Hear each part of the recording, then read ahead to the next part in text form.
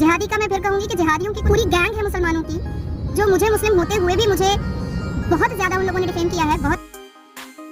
मुझे ऐसा लगता है कि इन जिहादियों को एक क्रिमिनल की तरीके से देखना चाहिए। किसी का सिर्फ हिंदू नहीं डरे हैं, हम जैसे मुसलमान भी डरे हैं, जिनको पूजा करने में कोई प्रॉब्लम नहीं है, जिनको हिंदुओं से रिश्ता रखने में कोई प्रॉब्लम नहीं है, जिनको दिवाली मनाने में कोई प्रॉब्लम नहीं है। जिहादियों का दिखाई नहीं दिया है, लेकिन अब वक्त आया है कि जितने भी हिंदुस्तान में हिंदू हैं वो एक हो जाए। पर मुसलमान की एक टीम ने मिल करके गैंग बना करके मेरा रास्ता भी रोका है, पत्थर भी मारा है। मैं भी मुसलमान हूँ और मैंने बहुत झेला है मुसलमानों की गालियां।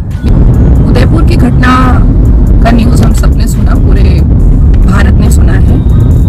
बहुत बुरा लगा सुन करके, और ये कोई नई बात या नया एटीट्यूड जिहादियों का दिखाई नहीं दिया है।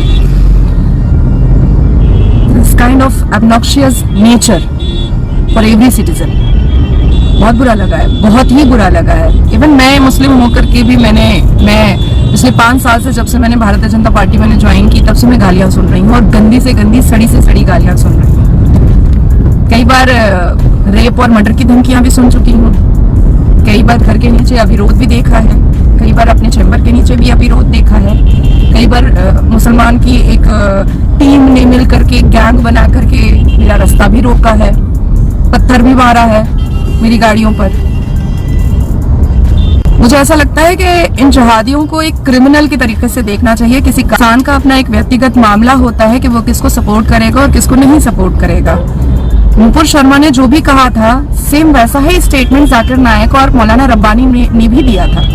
आज मौलाना रब्बानी के लिए या जाकिर नायक के लिए कोई भी बात क्यों नहीं उठ रही है? मैं बार बार इसी बात को दोहरा रही हूँ, और मैं बार बार एक ही बात कह रही हूँ। नायक और मौलाना रब्बानी की बात को क्यों इग्नोर किया जा रहा है बार बार?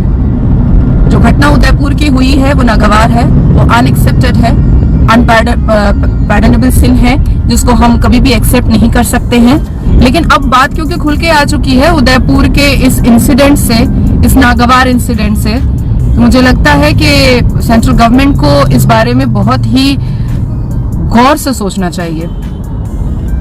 जिहादी का मैं फिर कहूंगी कि जिहादियों की पूरी गैंग है मुसलमानों की, जो मुझे मुस्लिम होते हुए भी मुझे बहुत ज्यादा उन लोगों ने डिफेम किया है, बहुत ज्यादा मुझे मलाइन करने की कोशिश की है।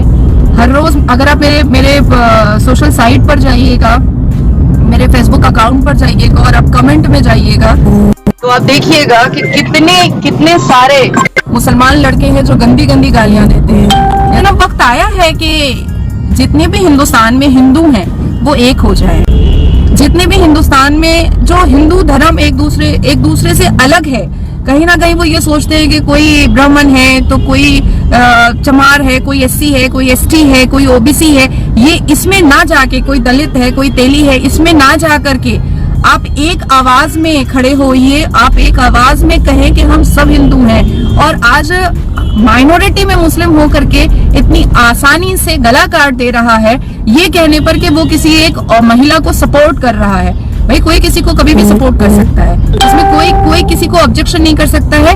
कानून ने बहुत सारे तरीके बताए हैं कि अगर कोई आपको, आपके कास्ट या क्रीड को कोई अगर डिफेम करता है या आपको वो बात पसंद नहीं आ रही है, तो आप कानून का दरवाजा खटखटाइए। ये पब्लिक प्रॉपर्टी को तोड़ना, ये घिराव करना, ये मिचल मीटिंग निकालना, ये ट्रेन जला देना, ये सारी चीजें तो ना ही रिलीजियस बुक ने सिखाया है, और ना ही संविधान की किताब ने सिखाया है, ना ही कानून ने सिखाया है, और ना ही माँ बाप ने सिखाया है, और जिस स्कूल से पढ़कर आ रहे हैं उस स्कूल के टीचर ने सिखाया है। तो ये कौन सी चीज है? ये किसने सिखाया आप लोगों को? ये कहाँ से आते हैं ये लोग? मुझे लगता है कि ये जितने भी इस तरीके के क्रिमिनल माइंडेड लोग हैं, इनकी एक लिस्ट बनानी चाहिए सोशल मीडिया से चेक कर करके कि जितने भी हाई प्रोफाइल लोग हैं उनको कितने मुसलमान गाली दे रहे हैं, जितने भी जो लोग पब्लिक फेस है उनको कितने मुस्लिम गालियों से नवाजते हैं और कितने मुसलमान धमकी देते हैं। अगर ऐसे लोगों की लिस्ट सेंट्रल गवर्नमेंट बना देता है तो कहीं ना कहीं ऐसे क्रिमिनल माइंडेड लोगों को पकड़ने में बहुत आराम होगा। और हर वो लोग जो सोशल मीडिया को एक रास्ता बनाए हैं दूसरों की जिंदगी को हेल करने के लिए, दूसरों की जिंदगी में इंटरफेयर करने के लिए, ऐसे लोगों की एक अलग भी लिस्ट बनाई जाए और उसके ऊपर भी कार्रवाई की जाए। तब कहीं जा करके वो इंसान जो पब्लिक फेस है, जो पब्लिक फिगर है, जो सोशल एक्टिविस्ट है, जो पॉलिटिशियन है, जो ग्लैमर वर्ल्ड से आता है, जिनको जो पब्लिक के लिए काम करते हैं, जिन्होंने अपनी जिंदगी पब्लिक के लिए न्यौछावर की है, उनको एटलीस्ट मेंटली हैरेस नहीं होना पड़ेगा। आज हम लोग अगर किसी को डोनेट भी करते हैं, कुछ डोनेशन भी देते हैं, तो 10 लोग गालियों में लिख करके देते हैं कि इसके हाथ का मतलब ये बीजेपी से है। भाई साहब, जो ले रहा है वो बेचारा भूखा मर रहा है, मैं नहीं देती हूँ, तुम दे दो जा करके, पर ये तो होगा नहीं। लेकिन बहुत सारी इस्लामिक चीजें ऐसे सिखाता है जैसे लगता है हमने तो कुरान पढ़ा नहीं है। तो डेफिनेटली मैं इस बात से डिसएग्री नहीं करूंगी। मैं मानूंगी कि हमारी मुस्लिम कम्युनिटी में जो मर्दों की मेंटालिटी है और जो कुछ मर्द अपने आप को समाज का ठेका बना करके रखे हुए हैं, ठेकेदार बन के रखे हुए हैं, कुछ मुस्लिम मर्द अपने आप को सोचते हैं कि सिर्फ इस्लाम वही समझते हैं, इसके अलावा कोई नहीं समझता है। ऐसे लोगों को इमीडिएट अरेस्ट करने की जरूरत है।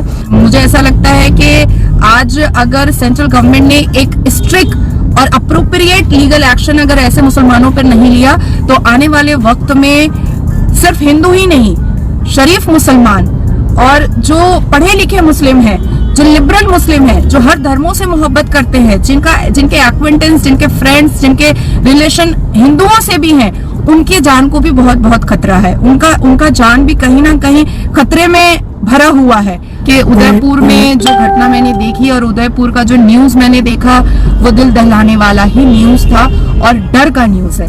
वाकई में सिर्फ हिंदू नहीं डरे हैं, मैं फिर बोल रही हूँ कि सिर्फ हिंदू नहीं डरे हैं, हम जैसे मुसलमान भी डरे हैं, जिनको पूजा करने में कोई प्रॉब्लम नहीं है, जिनको हिंदुओं से रिश्ता रखने में कोई प्रॉब्लम नहीं है, जिनको दिवाली मनाने में कोई प्रॉब्लम नहीं है, जिनको दुर्गा पूजा में जाकर के अंजलि देने में कोई प्रॉब्लम नहीं है, ऐसे मुसलमानों को का भी जान अब खतरे में आ चुका है। क्योंकि हमारे मुसलमानों में औरतें इतनी डायबॉलिक माइंड और इतनी क्रिमिनल माइंडेड नहीं होती हैं, लेकिन हमारे मुस्लिम कम्युनिटी में कुछ ऐसे मर्द हैं जो दाढ़ी टोपी में ये खुद को समझते हैं कि वो समाज के बहुत बड़े ठेकेदार हैं और उनकी बदौलत ही इस्लाम बचा हुआ है।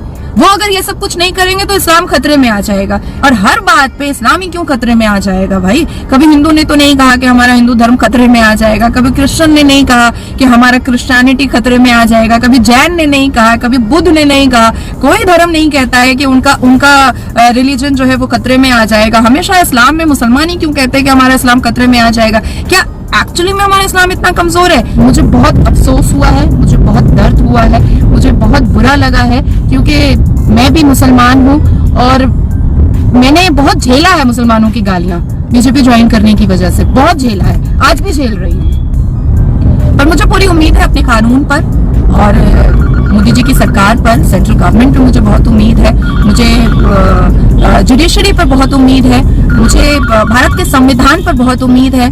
मैं बहुत बिलीव करती हूँ जुडिशरी सिस्टम पर और मैं आप लोग तमाम लोगों से कहूंगी कि इस बात पर कोई भी रिएक्शन ना दे करके, क्योंकि देखिए मुसलमानों में जब मर्द अपनी बीवी को नहीं इज्जत दे पाता है, अपनी बीवी को 3 तलाक दे करके बाहर निकाल देता है घर से, अपने बच्चों को जिंदा रहते हुए भी अनाथ कर देता है, तो ऐसे मुसलमान मर्द से आप कैसे सोच लेते हैं कि वो दूसरे धर्मों की औरतों को या दूसरे धर्म को बहुत रिस्पेक्ट दे पाएंगे जो अपने धर्म की औरत को रिस्पेक्ट नहीं दे पाते हैं? तो मुझे लगता है कि पेशेंस बहुत बड़ी चीज है और कानून पर पूरा भरोसा करना चाहिए, पूरा का पूरा भरोसा कानून पे करना चाहिए।